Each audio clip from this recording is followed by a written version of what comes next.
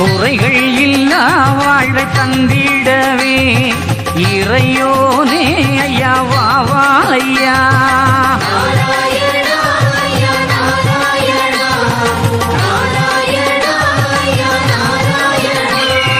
நம்பலங்கள் ஐயா மாற்றிடணும், மன சஞ்சலத்தை ஐயா போக்கிடணும்.